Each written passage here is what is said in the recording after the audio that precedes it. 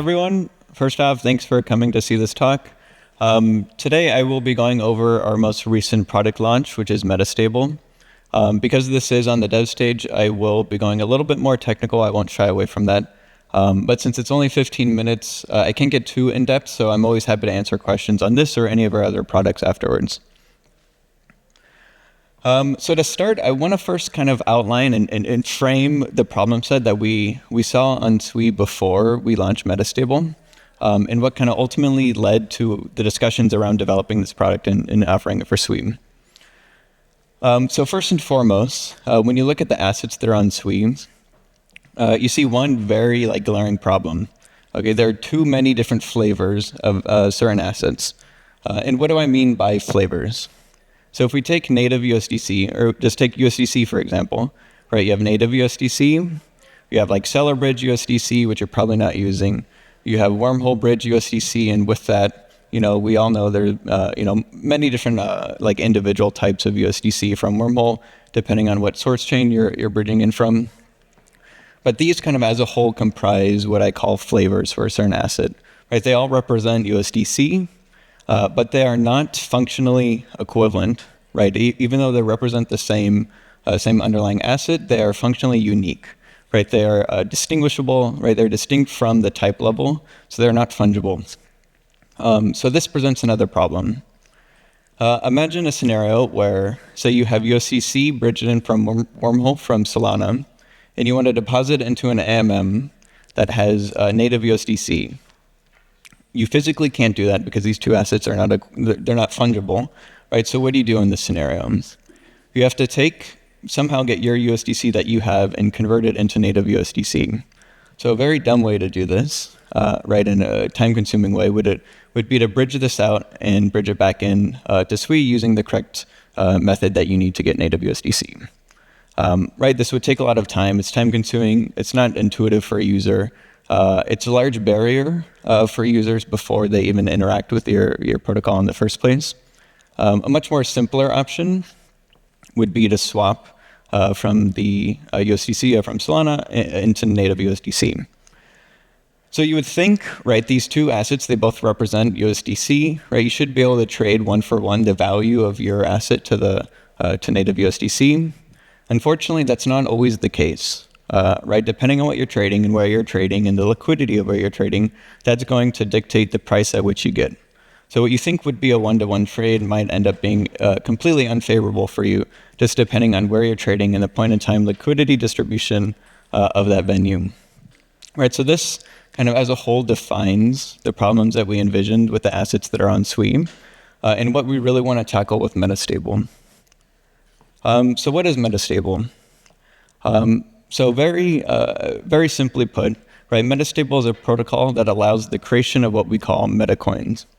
And these metacoins allow you to pull together and create a basket of related assets. So in this running example I have of USDC, right, let's zoom out a little bit and we can generalize to just USD peg stablecoins in general. Right, so we can create a metacoin to encapsulate the relationship between these USD stablecoins. In a similar vein, we can do the same thing for other flavors of other types of assets. So ETH, for example, BTC, there's been an influx of BTC-type variants of brought into Sui. So we can encapsulate the relationship of these different BTC wrap coins into a metacoin. Right, this is what the product allows you to do. Right, encapsulate this relationship between different flavors of assets that should be functionally tradable at some shared there's some relationship between these assets, and you should be able to trade depending on what this relationship is. So let's zoom out a little bit and kind of look at the design of Metastable.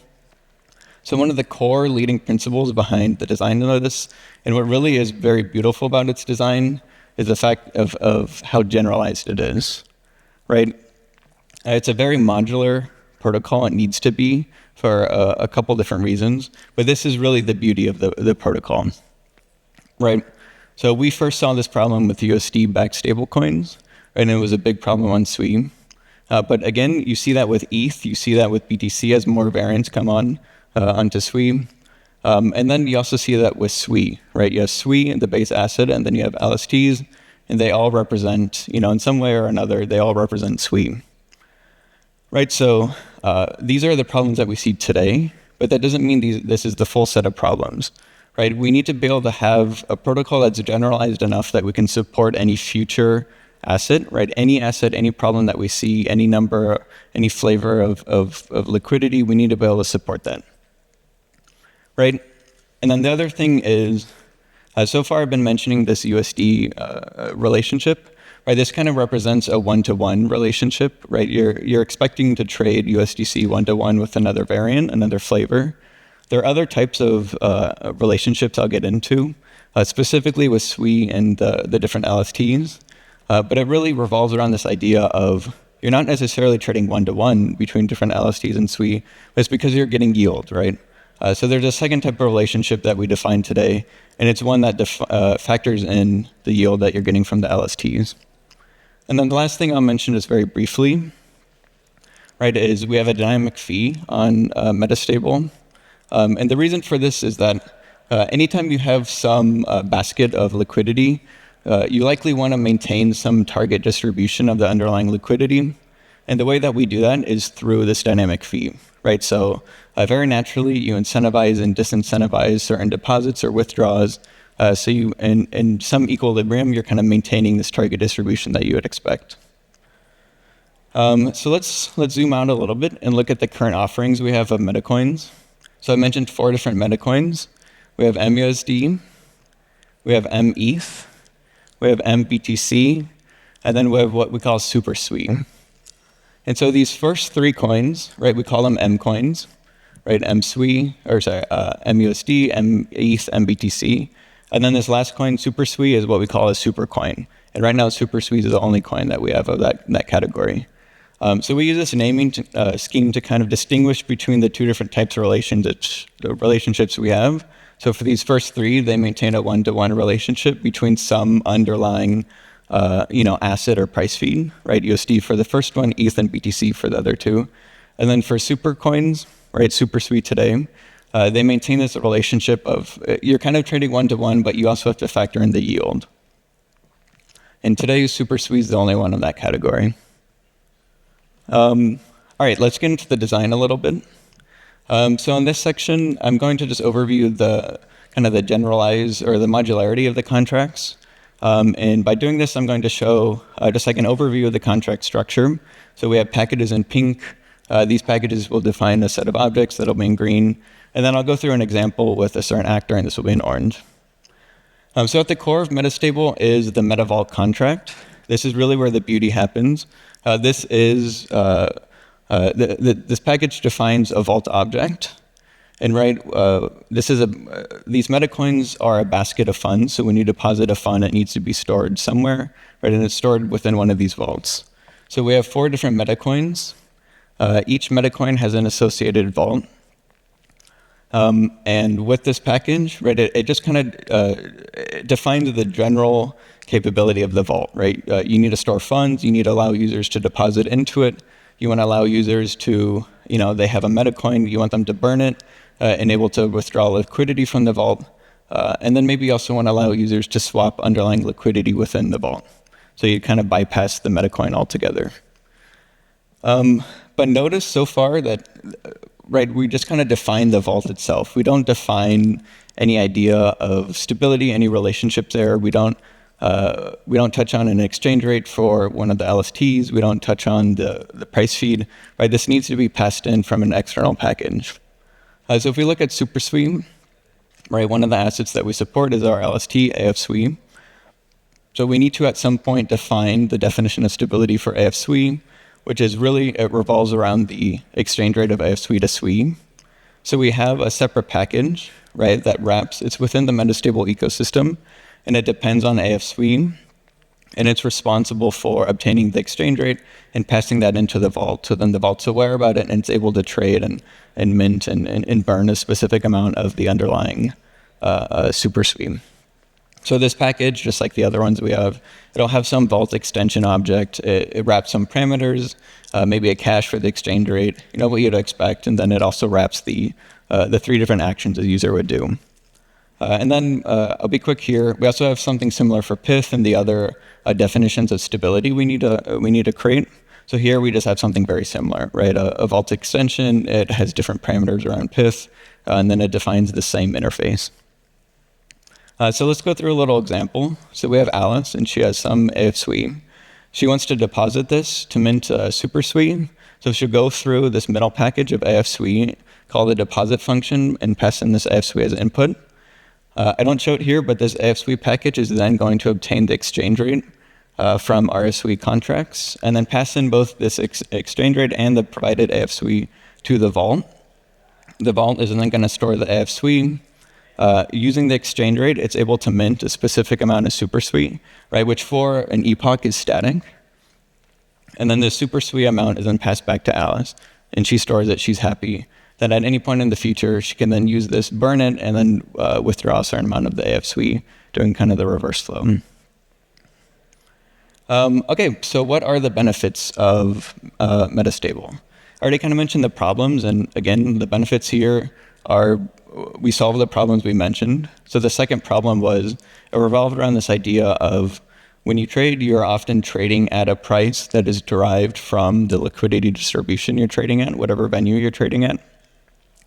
But with Metastable, you're now trading at a trusted exchange rate, you're trading at a trusted price feed, regardless of the amount you're trading. So you could be trading $1, $10, 100,000, whatever. Typically on an AMM, the higher you're trading, the more the curve is going to shoot upward, and the more offset your output's going to be, right? But now with Metastable, you're trading at some static amount, which is derived from an exchange rate. It's defined from this relationship that we define ourselves. But not only that, right? Because you're trading at this static amount, Metastable is able to achieve comparable volumes compared to other protocols with much less total liquidity compared to these other protocols. The other important thing that Metastable solves is, right, you have this fragmentation that's produced by these different flavors of, say, USDC or whatever. Through Metastable, you're able to unify this liquidity into the one basket. And by doing so, you kind of solve 2 problems, right? You're now expressing this relationship of these assets through the metacoin. So from the dApp's point of view, no longer do you need to support every individual USDC, every USDT, a whole laundry list of assets. You just support MUSD. And then from the user's point of view, now you don't need to figure out how to swap or bridge into the specific native USDC or whatever you're looking for at a specific protocol. You just take whatever stablecoin that you had already, you deposit it into MUSD, and then now use MUSD at your favorite protocol. Right, so we solve these 2 problems while unifying liquidity within one vehicle, which is the MetaVault. Right, you have one coin to just rule all of them. Okay, lastly, I'll mention briefly the future additions we have for Metastable. So it's a very simple product, but there are ways we want to adapt it. The most intuitive option is, right, we kind of solve the problems we see today with the different assets we see today. But these problems, that doesn't mean we're going to solve every problem in the future, right? So eventually we want to solve this problem for additional assets as more assets get brought onto Sui, and you have more flavors of, say, Sol or some other unique asset. We can create a metacoin for any of these. And also, tomorrow a new BTC variant might come online, another USD variant might come online. We'll also be adding support for these as they come online to our current offerings. The next thing that is more immediate that we can do is better utilize the underlying liquidity within our basket, right? Instead of it just sitting there, we can lend it out or do something more active with it to earn yield and redistribute that back to the metacoin, right? And this is huge for SuperSui, where you contrast it to today, where you're just getting like an average, an aggregate APY defined by, whatever basket you have of the LSTs. Now, not only are you getting that base APY, but you're getting an additional APY off of the yield that you're earning. And then lastly, I won't mention this too much, but we're really happy with the dynamic fee we have today, but there are ways we can improve it to make it more kind of take effect in more real time, and then we can modify the formula a little bit. So I don't have time for a Q&A today, but of course, I'm always happy to answer questions after if you just want to pull me aside. And thank you.